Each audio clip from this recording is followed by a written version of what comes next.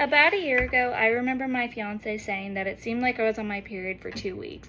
And I really don't blame him because for 2 weeks out of the month, I was miserable. I was constantly irritable, bloated, and insecure. And it's crazy now because I'm getting my period tomorrow and I literally couldn't feel better. So here are my top 5 hormone balancing tips. Number 1, eat consistent meals. I used to wake up in the morning and play the game of seeing how long I could go without eating, which would inevitably lead me to eating some big sugary yogurt bowl concoction that had like no protein in it.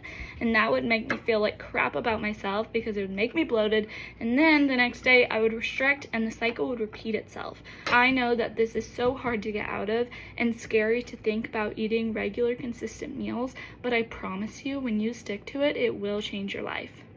Number 2, prioritize protein. Every single one of my meals is high protein. I basically pick a protein and then I build the meal around that by adding in some nice fiber-rich carbs, vegetables, healthy fats. All that stuff is going to balance and support your hormones. Number 3, stick to my goals.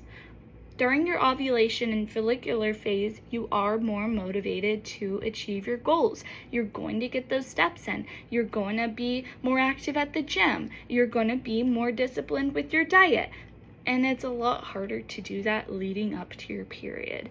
But do not use your period as an excuse to fall into bad habits. I would use my period as an excuse to stay home, lay in bed, watch TV, and eat some big yogurt bowl. That was like my kryptonite, right? That is the last thing you want to do. You need to stick to your goals. You need to still have that high protein breakfast and eat protein throughout the day. And that will counteract all the negative effects of your period. Sticking to your 10,000 steps a day, sticking to going to the gym, whether it's just doing a lighter workout or maybe you still have the energy to get those reps in. Who knows? But stick to your goals and it will pay off. Number 4, spend more time outdoors. During this time, I like to soak in extra sunshine because I find that the vitamin D gives me that serotonin boost that I desperately need during this time.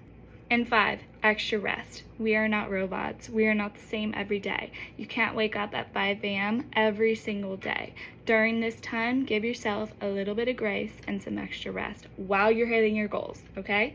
So this can be going to bed a little bit earlier or waking up later. Even if it's 1 extra hour of sleep, this makes the biggest difference.